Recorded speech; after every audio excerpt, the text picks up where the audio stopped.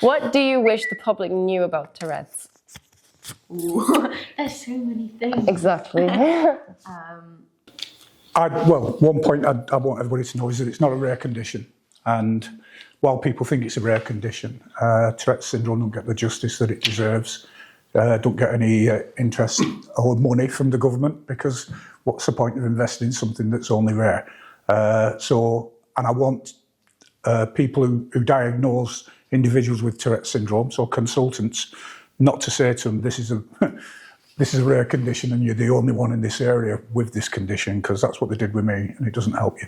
So yeah, it's not rare. But it's also not just the tics. This is the thing. I feel like a lot of the behavioural issues that come along with it are really underlooked. For me, I had massive problems with my attention, with my focus, and with like sitting still and like being present and engaged in class. Just having the tics, even if they weren't happening, that was enough to like make me scattered mentally. Tourette's is never just been about what you can see. I think people have quite a sort of a narrow view of what Tourette's is, thanks to media's portrayal of it.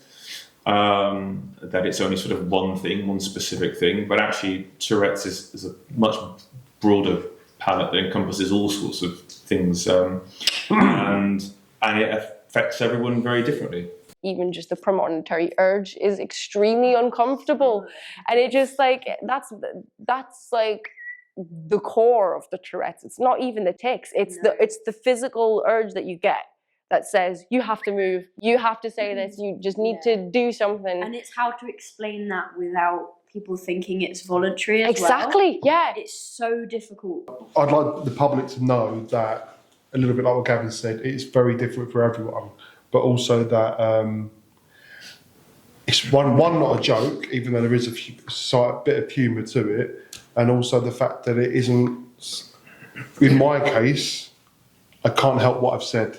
And it's not what I want to say. Like, you get this urge and you have to do this movement, but it's still not a choice to do the movement. And it's like people try and compare it with compulsions and like with OCD, but it's not a conscious choice. It is an urge or like an impulse, an instinct. It's something that just happens. And I challenge anybody to sit with that feeling. Oh my God, I know. It's horrible to sit with. It's just, if you do, then it just builds up over time, so later it just comes out even worse later. Exactly. So it's healthier to take and to let it out.